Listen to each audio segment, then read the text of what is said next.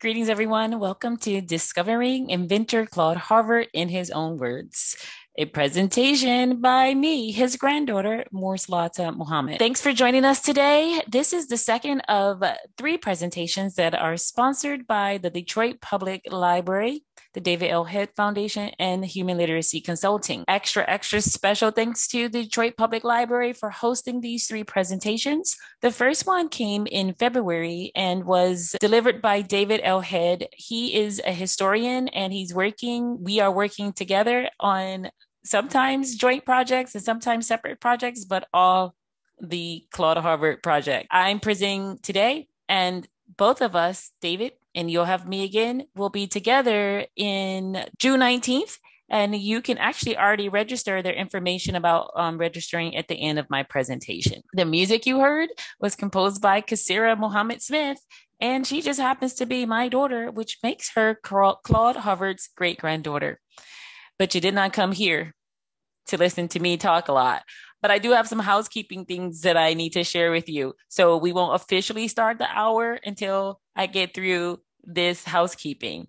So we are on Zoom today. The video that you're looking at and the audio that you're hearing, it comes from a home video that I shot with a friend of mine. We didn't know how to work the camera, and it was 1998. And the camera belonged to my grandfather. So at that time, it was state of the art, which also meant why we couldn't figure out how to work it. But anyway, we got this rich conversation with my grandfather because I brought about 6 or 7 students from Penn State University when I was a grad student there. I was teaching African American literature, and I thought, hey, this is the first time I'm teaching this class. I should do something like get money and get a van and talk to other graduate students, that would be Cedric and Voris, into chaperoning, and let's drive 8 hours from Pennsylvania to Detroit with these students to make their in-class experience and learning about African American literature as real as possible. So that's what I did. I don't quite know, but we pulled it off. I wanted to do that. Was Charles H. Wright Museum in Detroit was new. It was like the biggest, best thing ever to see at the time. And my grandfather was also there. And I figured I could possibly get him to talk to students. If I drove across the country, he wouldn't say no. He didn't talk a lot. You had to really get to know him for him to talk about himself. And then he would tell you a little bit. So I was very grateful that he said, yeah, bring those students into my house and I'll chat with them a while.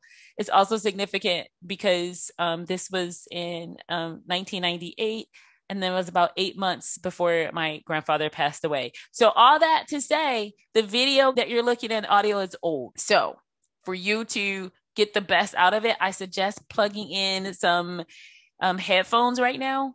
That will make the audio better. You also may want to adjust your volume when I go to the video audio clips. That may make it better. On your Zoom menu, you should see a live transcript. If you turn that on, it will transcribe the audio content from my grandfather's audio. So that'll help too. That's my introduction. And now we are officially starting. And so now we're starting really with my grandfather's own words. Now, I wanted to start with something fun, and I have to tell you, my grandfather would be slightly irritated with me for turning him into a cartoon or a memoji. But after his irritation, he would find out, if he didn't already know, how all this technology worked. I don't even want to tell you how I put this thing together, but it wasn't pretty. But my grandfather would say, okay, how can you do this better? Because that doesn't look like me. And then figure out how to get a memoji of more of his likeness. But he still wouldn't overall care for it, but he would want it to look more like him. So let's get started with just sharing with you. We are in my grandfather's living room, and this is what he tells us. I always like to see young people, because all of you have a built-in computer, your brain. And it's a very wonderful thing, your brain is. It makes a recording of everything you experience in life. So keep this in mind, what he says about your brain, because it's very important. So growing up, my grandfather would say things like this: But after I started doing some research, I realized he says stuff like this a lot. So here's something from a 1937 interview with him. He was, yeah, you could do the math. He was born in 1911. He was still in his 20s. So this is something that he said, and I'm going to give you a moment to read it before I attempt to read it aloud.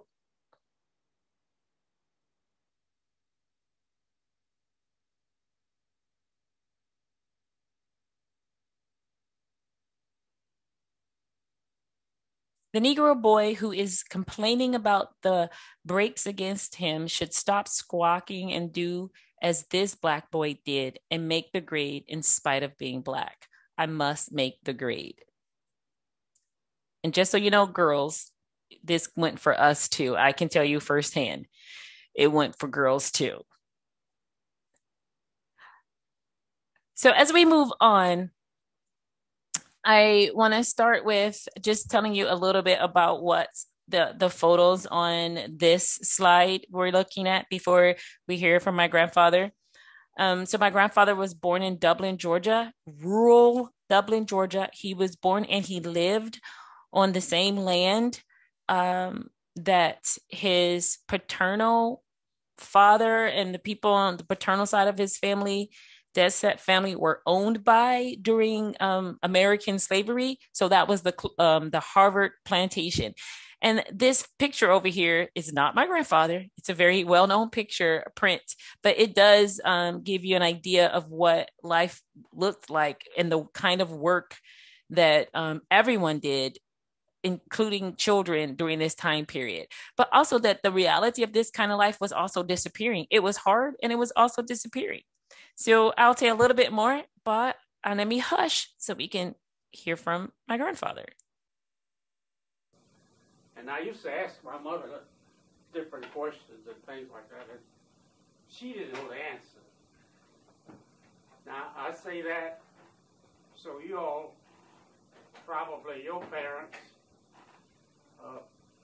well educated. My mother never had any schooling at all. And so I had to stop asking her questions because she didn't know the answer.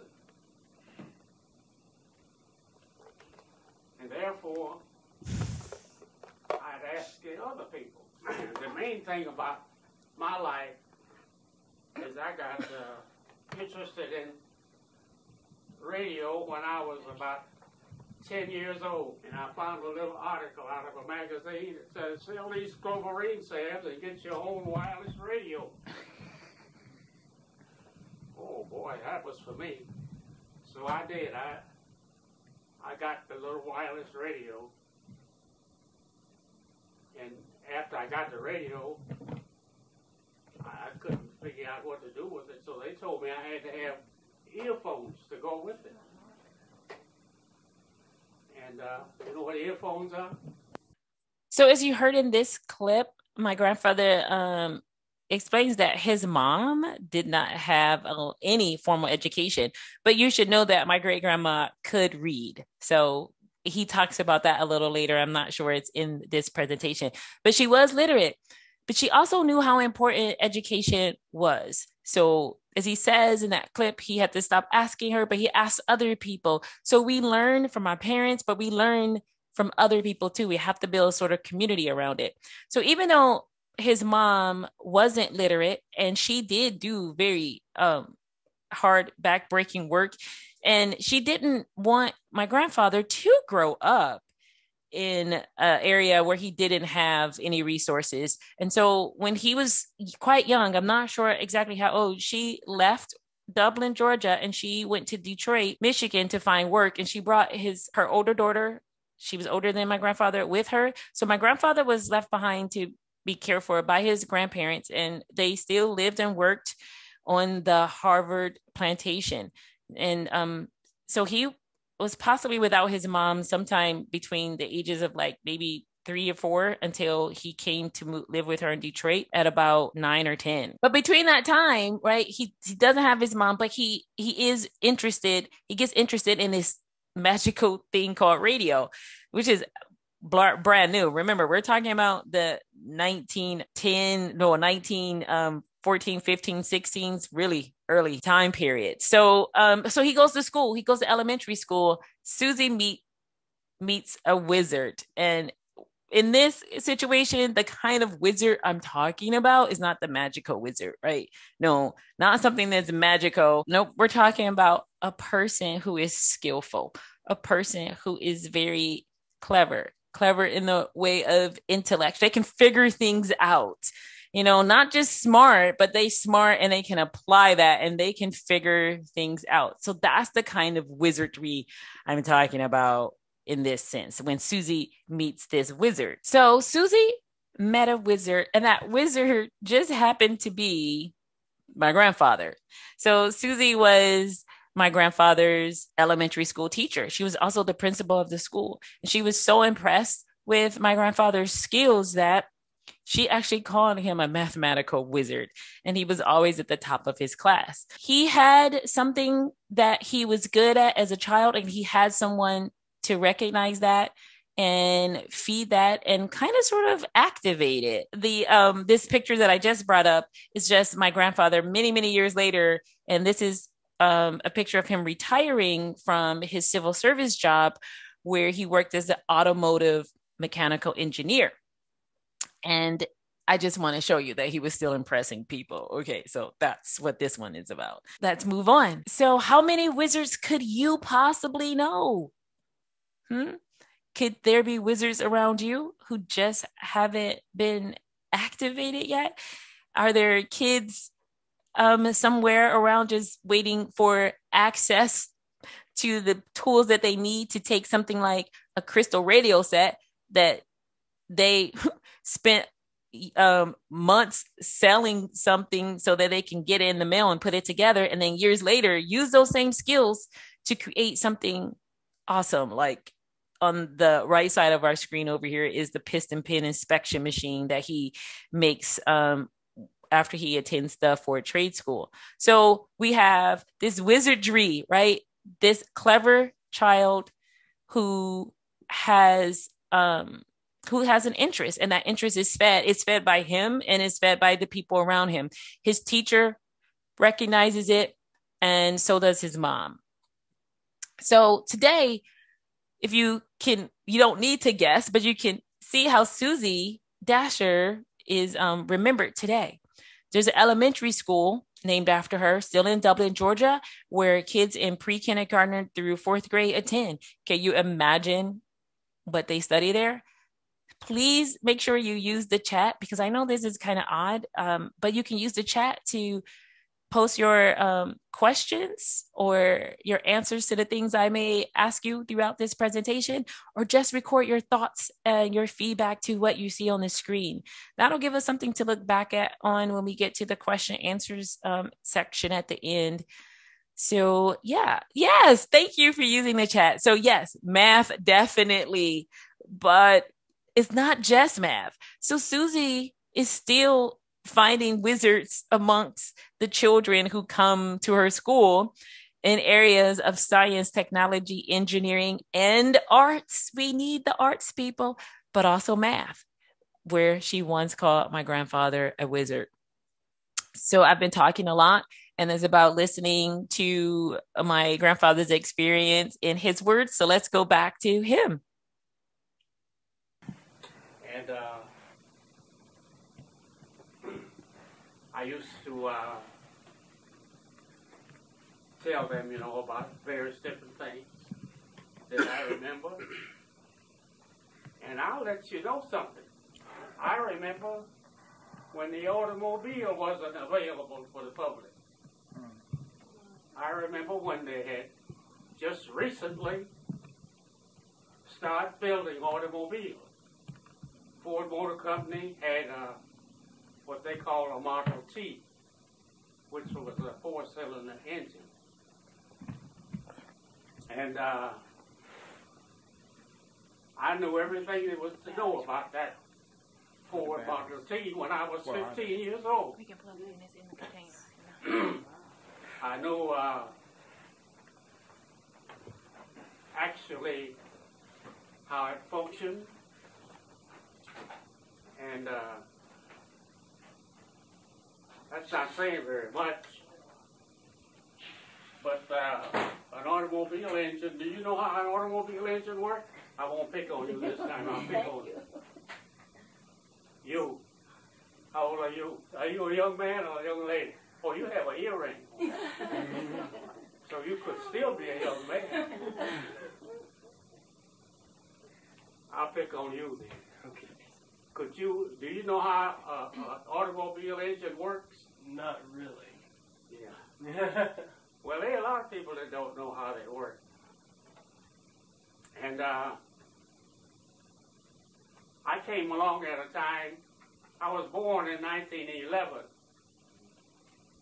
And the automobiles just came around 1890. And so I came up sort of with the automobile. And my parent, I didn't have one parent, a mother.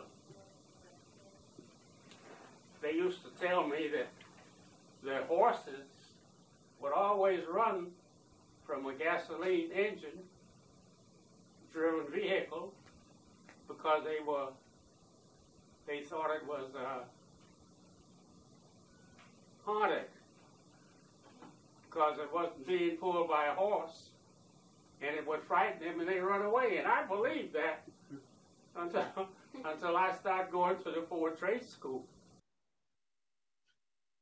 I just wanted to pause it right here just to throw in my lived experience into the story. So what I like about what he says here is I love the story about the horses, and everyone, all the adults are saying the horses are spooked because they think the cars are haunted. And he believed that too until he learned more. And after going to the Ford Trade School and understanding how the car works and what about it doesn't work so well, he learns something, and then he gets a new perspective, and he gets an answer that makes a lot more sense than the horses think that the cars are haunted. So I'm going to hush now and let him finish so you can hear the answer. And that's where I really learned practically everything I know, is after I started going to Ford Trade School in 1925.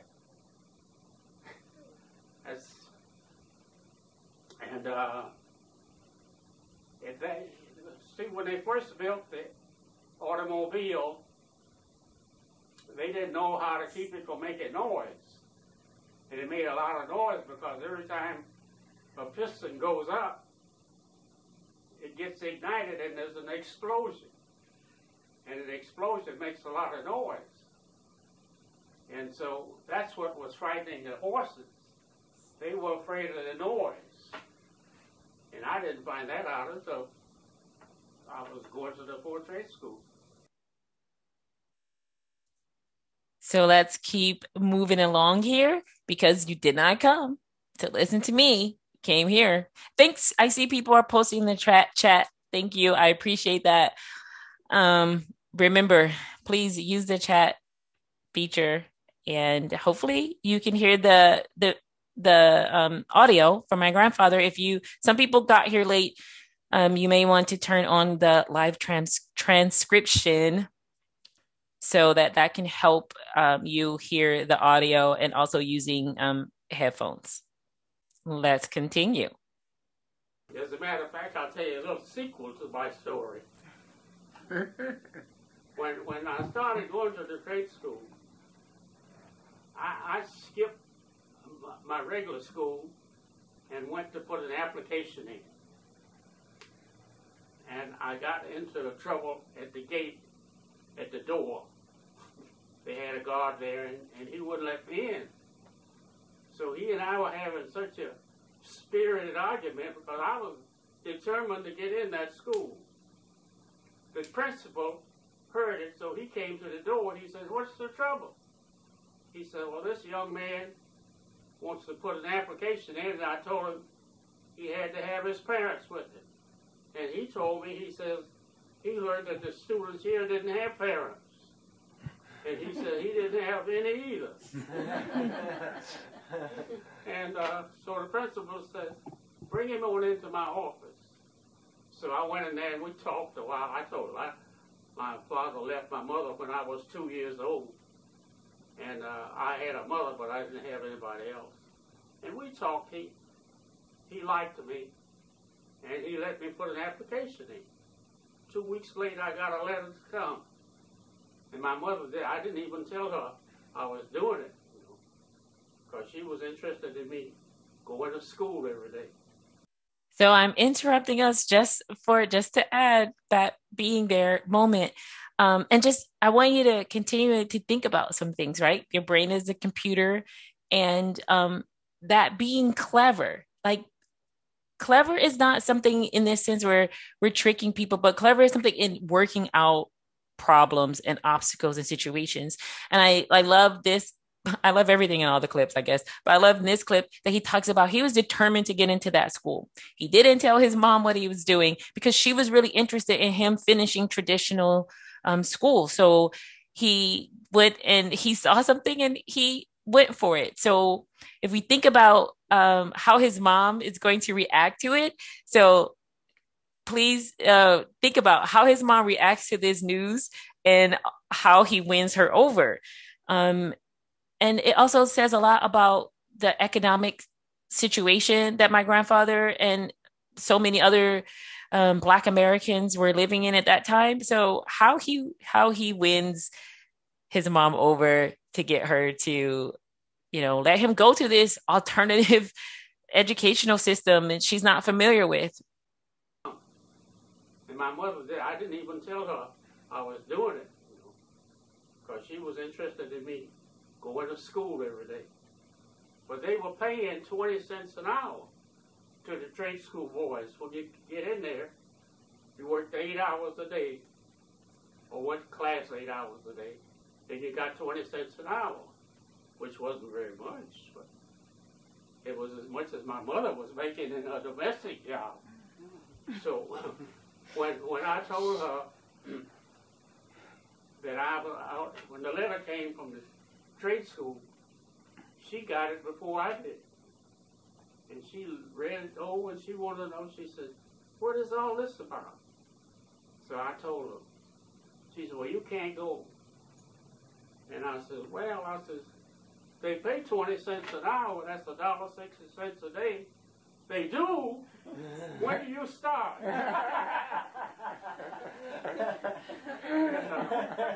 So when I did get into, this is a little sequel, I'm telling you, when I did get into the school, the principal told me they didn't have any color. They call us colored. They didn't call us black. They didn't have any colored boys in the school because he says, we can't keep any. I said, well, why can't you keep them? He says, you see, whenever anybody has a fight, the two people that have the fight, they get expelled from the school. So when a colored boy comes in, he gets in a fight right away, we have to expel him. And we expel a white boy along with him. And so he says, if you want to get through this school, he says, you better not be involved in any fights. So I'm interrupting yet again. I just wanted to take a second and say, hey, remember how he got his mom over the obstacle of his mother, letting him go, leave traditional school and do something different? And he tells us that his mom was a domestic. And he used to mention that all the time when I asked about my grandma. And when I was younger, I just never knew it. I'm like, what exactly does a domestic do? So if you have any ideas, please go ahead and type them in the chat. And even when he would talk about his mom being a domestic and not literate, he did say that she did read. She wasn't literate in the sense that she went to formal school. But yeah, thank you. I see someone putting in the chat. Yeah. So domestic, they do cooking and cleaning kinds of things, like being a maid. But I get the sense from what he talked about, she wasn't a maid. Like she didn't have if you can think of being someone's maid as a steady job, she didn't have that. she really would piece together different types of domestic work. So she may cook temporarily for one family or another, or piece together cooking for several families and taking laundry into her home or going into other people's homes. It was very tough, hard work. So when he lets her know that he can make as much as she makes doing all of that by trying this school that he knows is going to challenge him, she says yes. So thinking about that, the economic situation of, you know, what learning and what education can help us do and achieve.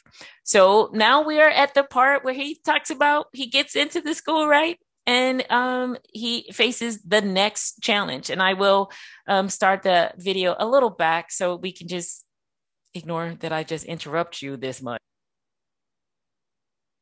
This is a little sequel. I'm telling you, when I did get into the school, the principal told me they didn't have any color. They call us colored. They didn't call us black. They didn't have any colored boys in the school because he says, we can't keep any. I said, well, why can't you keep them? He says, you see, whenever anybody has a fight, the two people that have the fight, they get expelled from the school. So when a colored boy comes in, he gets in a fight right away, we have to expel him. And we expel a white boy along with him. And so he says, if you want to get through this school, he says, you better not be involved in any fights. And I remember that, boy. The very first day I was in school. And I remember this until today. If I go out to a restaurant, when I went to put some, we had meals at school. So when I went to put some salt on my eggs, all of the salt came out. And somebody had loosened the top up on it. And that was enough for me to, and the guy says to me right there, he's the guy that did it. I'd hit him in the mouth if I was you. And I wanted to hit him in the mouth because I was the type that was ready to do battle. You know how youngsters are. Anyway, I went around to get some more eggs. And the guy says to me, he said, you dummy, he said, you put salt on your eggs and you think I'm going to give you some more? He said, you don't have brains enough not to put salt on them. He said, I'm not going to give you any. So I had to do without my eggs that day. I was mad enough to fight. So much to say. I do want to add, but I'm trying my best to keep us within our hour time. I want to honor everyone's time for being here today. So, but a couple of things. First of all, I was just so shocked that my grandfather said he was ready to fight because he was the type to, I just never imagined him. But it also gave me something to think about that, no, he was a young Black man, a young Black child. And he had a very anxious, strenuous childhood and life. So I could see he may have been angry or quick to aggression. And that's the first time he ever said something like that. But he was able to channel that I don't know. And I'm happy about that. So that's one thing. But the other thing is, you know, he said, I'm not going to let what other people do dictate my success. He gave himself access. He took what his teacher and his mom, the bit they were able to give him as a foundation and his own impetus, and he built off of that. So he's in this school and he's making money based on his brain and not his body, not his manual labor.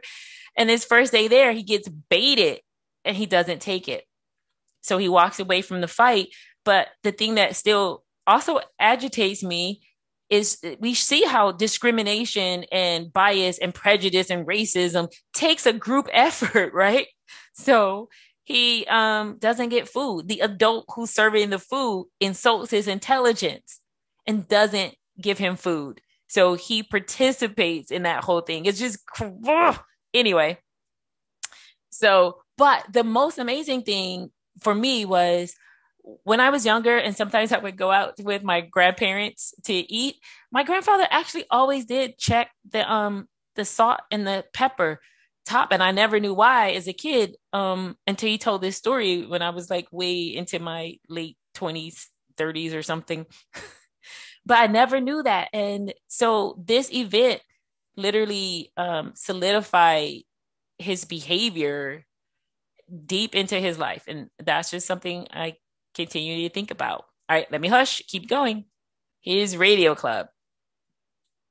So when I went to the Ford Trade School, the chemistry teacher there told me they had a radio club, and if I was interested in radio, I should join that club. I joined the club. And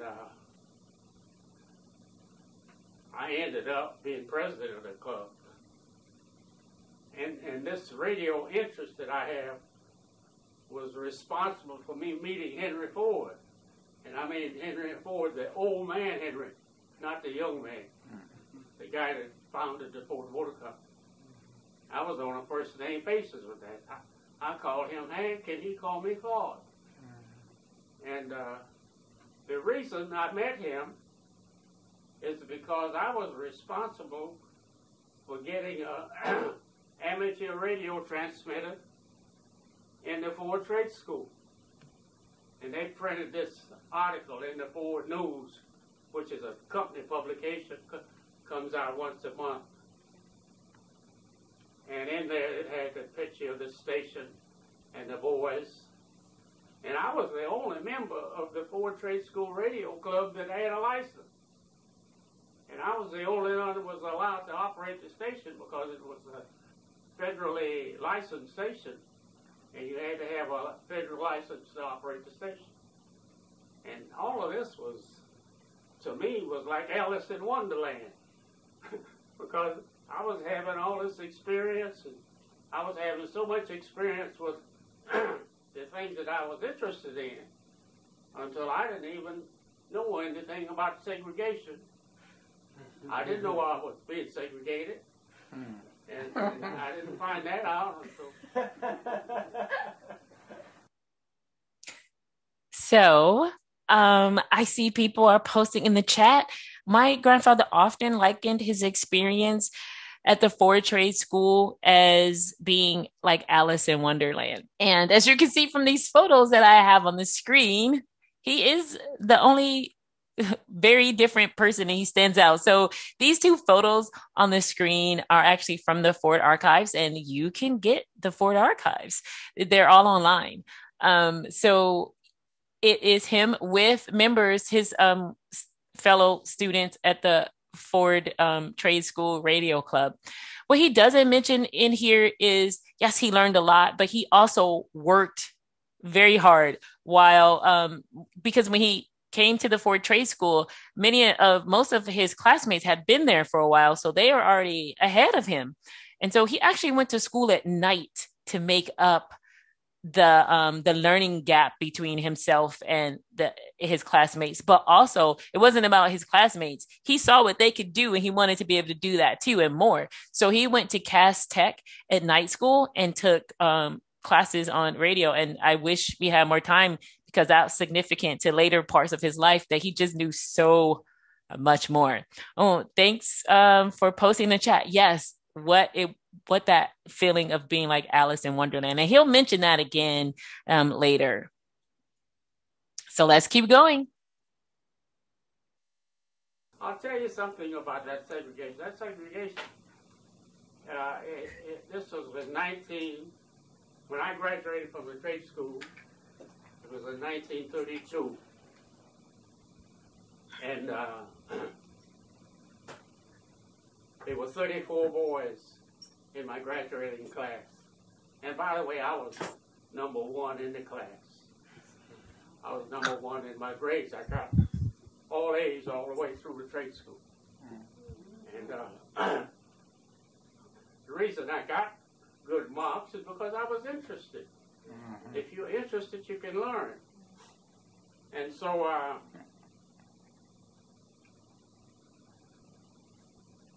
don't want to forget where I leave off at. Sometimes I'll be talking about something and forget where I left off at.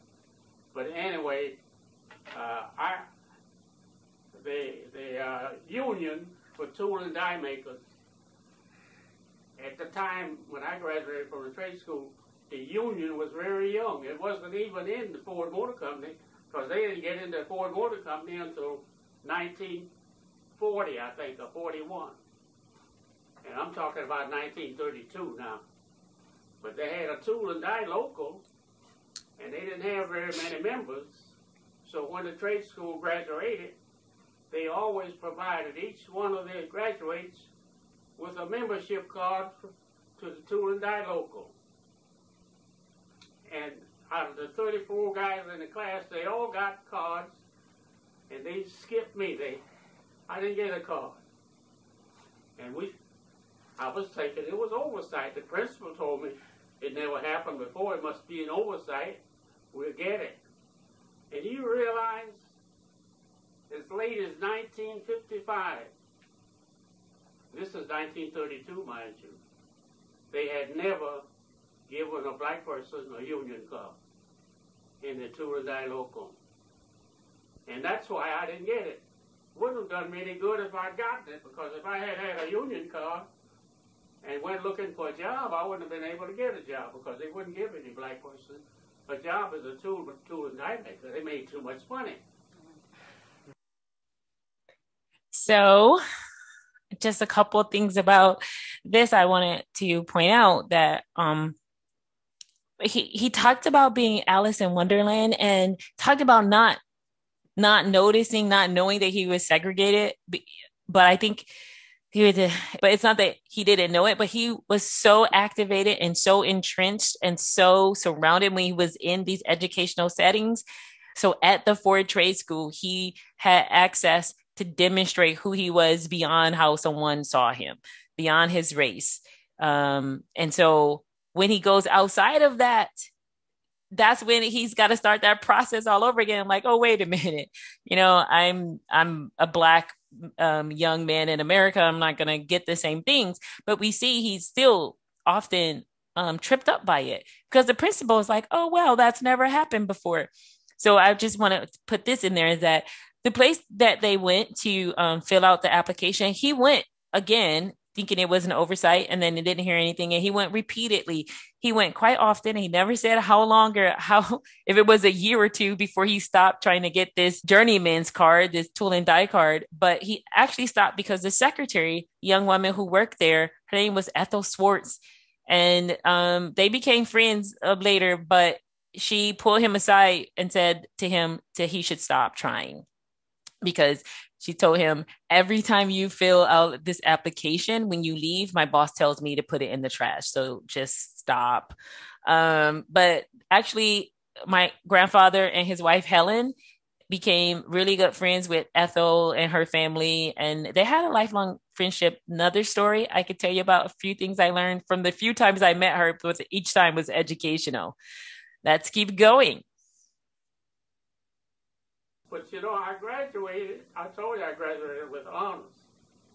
I was the #1 guy in the class, because my instructor told me, oh, by the way, you got an average mark at the bottom of your card, which was A or a B or a C.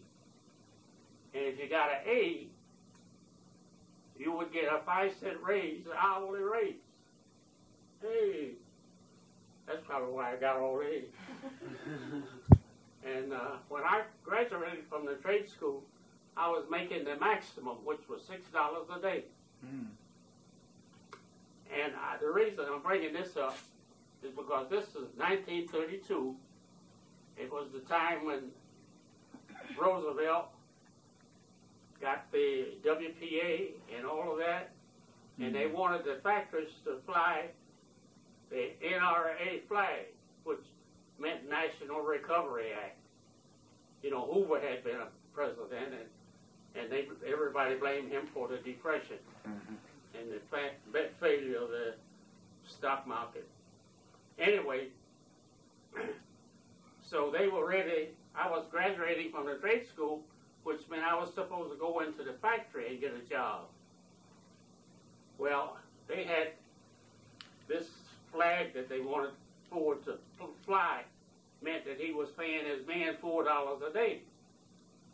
That don't sound like much, but everybody was paying $4 a day, and Ford was paying $5 a day. So he wouldn't fly that flag. Ford says, I can't put that flag up because that'll tell everybody I'm paying my people $4 a day.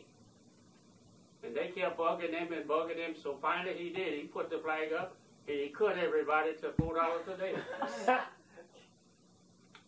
Cut everybody to $4 a day.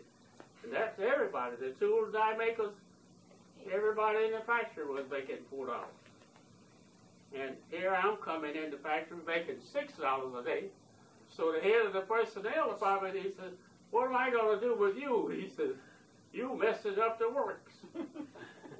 He says, I can't cut you. He said, you earn that $6 a day in the trade school, and I'm going to bring you in here and give you $4 a day? I can't do that. And I said, well, you're the boss. Whatever you do, I'll have to take it. So he decided to hire me at $5 a day. So I got cut $1 from the trade school. And so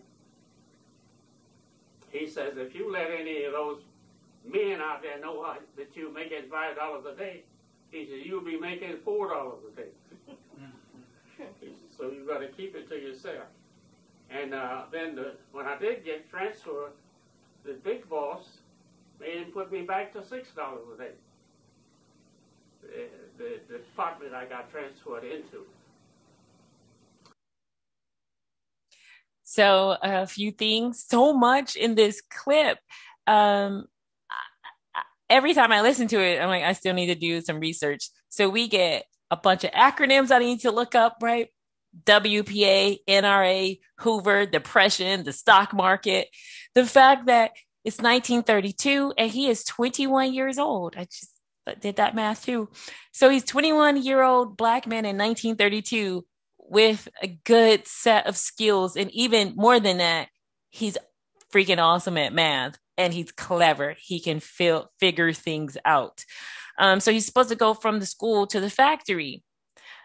Also, he gets paid $6 a day, which they don't even get paid in the real world that he's going into. But as we go through, we're going to pay a little attention to what happened. So I like the fact that when he comes and they recognize that he earned this $6 a day. So what are they going to do about that? He's messing up the works. What are they going to do with Claude Harvard? So that idea comes up again. So let's me hush and keep listening. Now, in this piece, I just want to give my warning, all right, my parental advisory that the N word is used in this section twice. It is in context and it is necessary for the lived experience that my grandfather is talking about. But the thing that helped me mostly was the fact discrimination actually helped me more than it hindered me. Because the guys in the tool room in the Ford Motor Company had 2 or 3 tool rooms, and I just figured I was going to get transferred in one of his tool rooms. I'm the #1 guy, and they never did transfer me. They gave me a different badge. They call it a senior badge. And I found out I was the only guy in the trade school that had a senior badge. They had about 4,000 students in the school. And I was the only one that had that senior badge. And my radio, get back to what I left off at now, I was telling you about, they put the picture of a radio station in the paper. Isn't that where I left off? Yeah. And so Henry Ford saw that, And the reason the trade school got started in the first place is Henry Ford always had such a hard job finding skilled tool makers to work. He said he was going to train his own tool makers. And then when I need them, I'll have them. But at the time I graduated, he didn't need me. he needed me, but the guys that were running the tool room out there told him, don't send that nigger down. Don't send that nigger down here. I found that out about 10 years afterwards that he said that. So I have two pieces on the screen here. Let me get myself situated. These two articles are available in the archives too. Again, even if you're not nerdy, checking out archives is awesome. Looking at primary text is just fun. I love it. But these two pages are from a Ford company magazine, and they're from two different they're different editions in different years. So on the left, we have an article about Ford accuracy. And in the photo, we have a white guy and we have a black guy. And this black guy is my grandfather. That literally is a young picture version of him. And on the right side, it's smaller here. It's the exact same picture, but my grandfather has been photoshopped out of it. I'm going to go to the next slide because I tried to put these together so you can see them a little better, just a little better. But at the top, you see the machine and my grandfather. And then at the bottom, 2 years later, they run the ad again, but he's been removed. Same pose and everything, but is not the same person. So this is one of the models of the piston pin inspection machine. And he'll talk a little bit about that later. So let me hush. But so Ford got in trouble because Ford had some large ships. They go to the Great Lakes up to the northern Michigan, and they haul iron ore and stuff. And he had radio. He didn't have no radio transmitters on the boat. And so the Lords of London that insured the ships, they wrote Henry Ford a letter and told him that if he didn't put radios on those ships, they were going to cancel his insurance. And I had met Henry because when he read this article about the trade school radio station, he came over to the trade school, Henry Ford did. He said he wanted to meet the president of the radio club and congratulate him on getting a transmitter. And so I was way out in the shop working somewhere. And the big boss in the shop, I was in the electrical shop. The big boss out there, he never even looked at me. But when Henry Ford called out there for me, he came over, Claude? Scared me, you know. I thought I was fired. He said, Claude? I said, yes, sir. He says, Mr. Ford is upstairs waiting. He wants to see you. Go wash your hands. Take off your coveralls. Hurry up. He said, I'm going to take you up there. And, you know, all of this is just like Alice in Wonderland. I mean, so we rushed up there. And I couldn't understand, you know, why he never even said anything to me. His underlings I had already met. But he was a star man. He was the big boss. And when that call came down that Henry Ford wanted to see me, oh, well, I'll take him up there. And so after we got up to the office, to the trade school office, Mr. Ford was there, you know, and they ushered me in, and they said, here's Claude Harvard. Mr. Ford, he's the president of the club. Shook hands with him, and he looked like he'd seen a ghost, you know. He says, you the president of the club? I said, yes, sir. And he asked the principal, he said, well, how do they get to be president? He said, well, the members elected. And he says, Claude's been president for 3 years. He says, they always elect him unanimously. He's the only one that votes against himself. And Henry said, so he looked at this guy, he said, now who are you? He said, I'm the boss down where Claude works. He said, well, you better get back down there and go to work then. He says, Claude and I are going to lunch. And that's how I met Henry Ford. That was I had to tell you that, to tell you, you know, the story of that, see So as we are going along here, I hope you're picking up on some of my grandfather's very pointed sense of humor. So he mentioned Alice in Wonderland, but also still thinking about where he belongs, right? And a place for him when he was supposed to move from the trade school to the factory. His the amount of money he was paid was a conundrum. Like, where do we put you? So that whole idea, and still the issues with racism and discrimination continues. So I'm gonna hush so we can continue. Uh, I also got, I was going to tell you, now the reason they created this radio department in the trade school, and I didn't have no idea until years later that that department was created to have somewhere to put me. And I didn't have hardly anything to do because I had to keep enough transmitters on hand to take care of the boats. And that was nothing, you know, just line them up on the wall. And they just sit there. And I didn't have much to do. So the big boss in my department that I got transferred, he came up one day. He says, you know, you were working in the motor building. He says, you got a motor building badge on now. I said, that's right. I said, but they told me to stay up here. And he said, well, what do you do up here? I said, I experiment, do various different things. He said, well, I got something I want you to do for me. And so we went out in the shop. And you know how they recall automobiles because they have trouble with them? They were recalling all of the Fords, not all of them, but about 1 out of every 50. They had a knocking engine. The engine would knock. And so this boss was head of the engine building. So we went over there, and he says, we got trouble with the engine.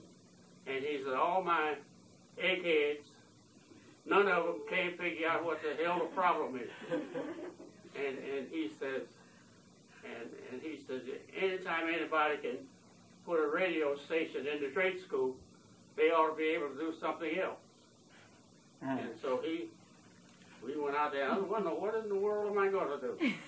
And so they had everything out of one engine on the table. They had all of the parts all cleaned up, laying on the table. Well, they have 8 piston pins, 8 pistons in an 8-cylinder car, and then we had the V8 then. And so each piston has a piston pin to hold the connecting rod to the piston. And so I looked at them, there were 8 piston pins there, and all of them looked exactly the same, except one looked a little different. Nobody had paid no attention to that except me. And so I just picked that pin up, and I says to, they had eggheads all around me.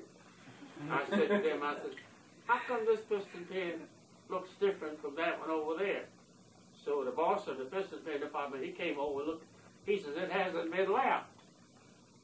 I said, well, why wasn't it lapped? He says, I don't know why it's not lapped, but he says, it ain't supposed to be in the engine if it's not lapped. I said, well, I picked up the connecting rod on that. I said, well, that's why this is rough. This pin is rougher than the smooth ones, and it's worn that brass out there, and that's what's knocking. I went out there and put my hand right on the problem. And they couldn't get over that, you know. And then I said to the big boss, I said, well, we got to find out how that pin got in there without being lapped. And so the boss over the pin department, he whispered to me, he said, it's undersized. And if it's undersized and go through there, it won't get lapped. He said, but we don't have no way of catching them.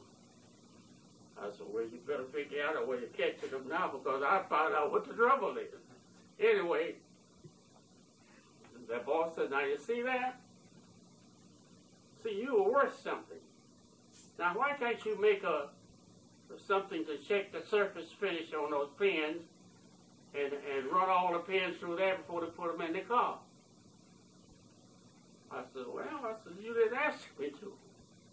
I said, you asked me to, so I'll make something. And I had no idea. I had no idea what I was going to do. But I had a lot of nerve when I was young. I would tackle anything. So I don't have much to add about this. I love hearing the pieces and parts of the story, and it takes me back to when I had the opportunity to talk to him. But also, you know, don't back down from a challenge. Don't even let on that you have been challenged. And I think that goes back to the ability to use your skills in a clever way. Oftentimes we're in situations where maybe we have to be clever, but yeah, I like the fact that he was just like, yeah, no problem. And then get to it. So let me hush so we can continue to get to it. Thank you. Thanks, people, for still talking in the chat as things come to you. It's great. I appreciate it. And more from my grandfather. Yeah, and so I went back, you know, and I told you about my electronic experience. And my radio, I could go on and on that, you know, because I used to have people lined up at my house to come in and hear the radio. You know, people that hadn't even heard radio before. And I had built my own radio, and I had it at home. And the neighbors would talk about it, and they would be waiting for me to come home to hear my radio. Anyway, I had a lot of nerves, so I took, and I kept up with the publications, with electronic publications, and they had this, they call it a resistance coupled amplifier. It's real sensitive for magnetic pickups. And I seen that, and I wanted to make one, but I was too poor to make it. You know, but now since Ford, he wants me to spend some of Ford's money, I can make anything I want. So I told him, I said, well, I got to buy some parts. And he said, well, get a purchase order and go get whatever you want to get. And so I made that amplifier, and I made a machine to push those pins through 70 a minute. And I took a magnetic pickup, like you use for phonographs, and I took the needle out, and I got me a little piece of sheet metal about the same size as the needle, and I had me a diamond sweated to the end of it. I had to have something that wouldn't wear away, and I heard that diamond won't nothing wear a diamond way. That's what I had heard, you know. I said, well, I'll find out what's going to wear away or not. So I had that diamond. It cost a lot of money to it. I think it cost me $200 to have that, have 10 needles made up like that. And I got them made up, and I put them under there and had it go through the meter. And the meter would show every time a unlapped pin come through, that meter would read way up like that. It would read up. And so I showed it to the big bosses. Oh, they were thrilled. And they said, well, we've got to have somebody that watch that meter going up like that. He says, can't you rig up something to throw that pin out when it's rough like that? I said, yeah. I said, I got that all figured out. I had made another one that I had done that to already. But I was afraid they would criticize me for it. And I went and brought it out, you know, and I said, yeah. Every time a rough pin come through, it would throw it out. And then just shoot them out at the end. And they didn't have any more callbacks on the engine. All right. And so that's just one of my little accomplishments. So again, I hope you can pick up on his sense of humor. Sometimes you have to be alert to catch it. But on this screen, on this slide, I have two models of the piston pin machine. And again, these are from the Ford archives that you can get to online. And I just want to reiterate, there's so much that we can talk about. One thing I want to say about this clip is that for the record, I have no idea what my grandfather was talking about the technical stuff.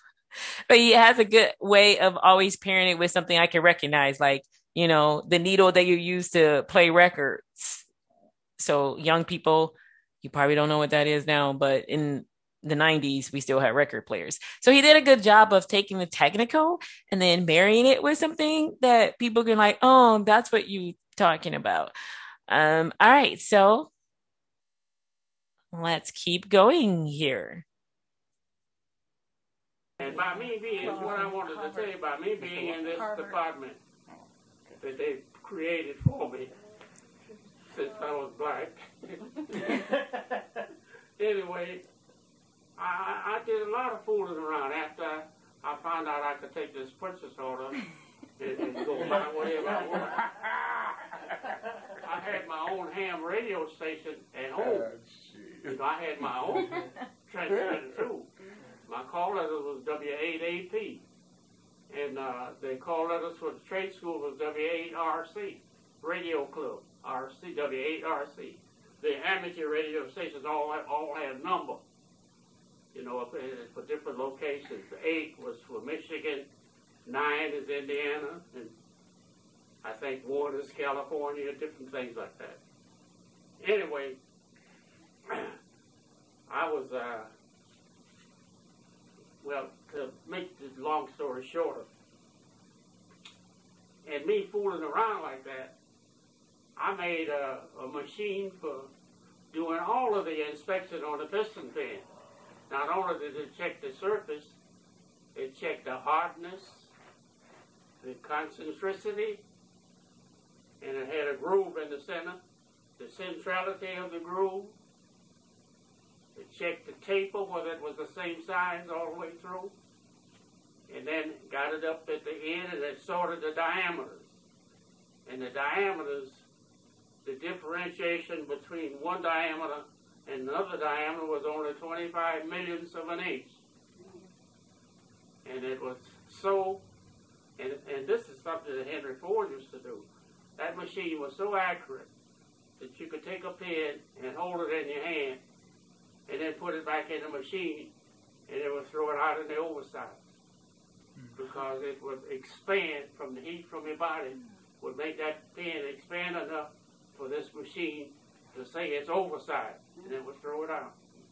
And then when it cools off, you put it in and come back in the right place. And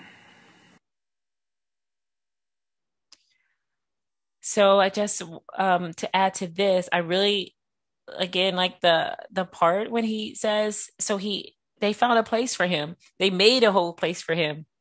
Again, hopefully your ear is acclimating, coming to hear his sense of humor and how he expresses some really, I would think, serious moments in his life. But he does that with, I think he does that with an interesting humor and grace. I just wanted to add that before we get to this very last clip where he talks about pie. And I remember when I was teaching school for Focus Hope, I asked the boys if they knew what pie was. And most of them knew. Do you know what pie is? 3.14. 3 what? 3.14. 3.14. 174. 3.14159.265. That's the whole thing. What is it again? 3.14159.265. And it keeps on going, it never evens out. And I spit that number out for them. They take their little calculator and push it on there. Mr. Harvard, you got to say that again. And I say it again. He said, you got it right on the button. And I was showing them about fractions. You know why we have decimals, don't you? Don't all of you answer at once. For estimation. Well, you see, the reason, it's a fractional part of an inch. You don't get any greater than 63/64.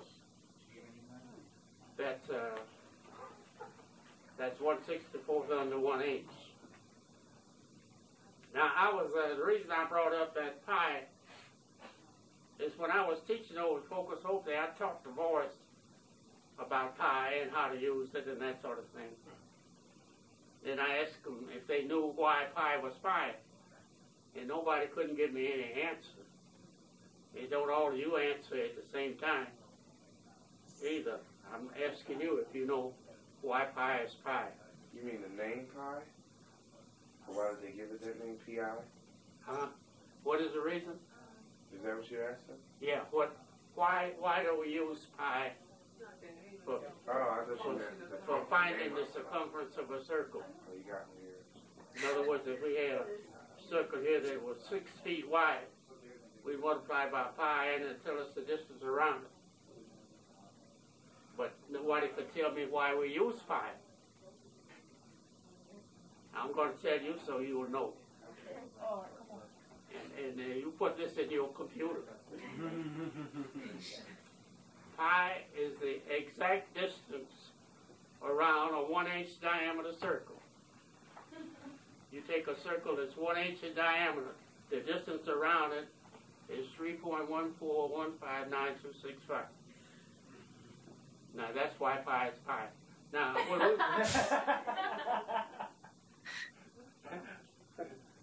when I was at Focus Hope, they used to send a professor from Wayne University over sometimes to help us out.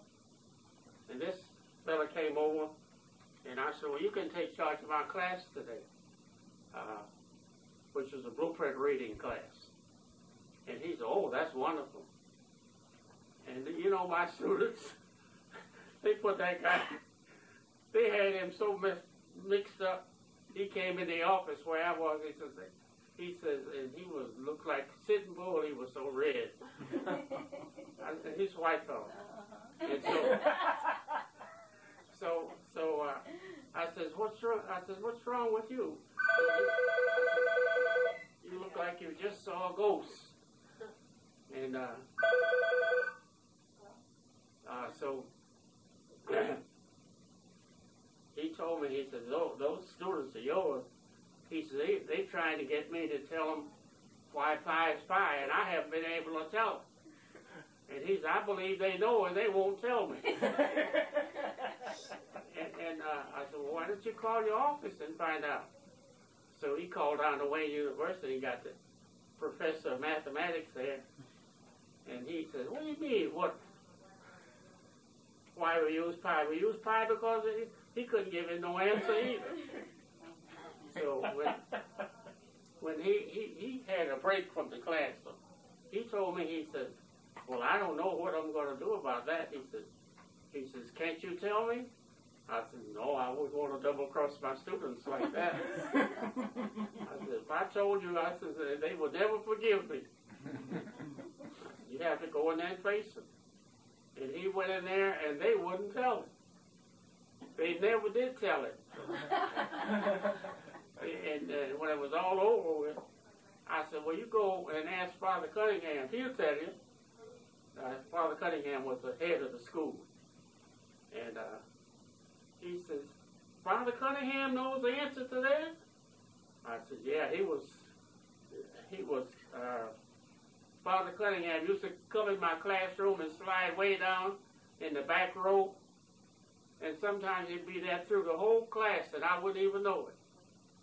And he said, yeah, I learned what it was from Harvard. He said, I was in there in his classroom and he didn't even know I was there. And that's when I found out about it. He said, I didn't know either. But you see, it's so simple. It's the distance around a 1-inch diameter circle. So if you get a 2-inch diameter circle, it'd be 2 times that, see? And so on. So, but a lot of people don't realize that's the reason we use pi. And so I wanted to end with this clip because he talks about the computer, your brain, and And there's so much more I wanted to share, but we will get to that, hopefully part of it in presentation 3 that we will be having in June. So thank you all for posting in the chat, for participating that way. You can sign up for the 3rd installment, and hopefully we'll figure out how to make more of these and my videos won't be so clunky and more of my presentations. So I look forward to reading through the comments.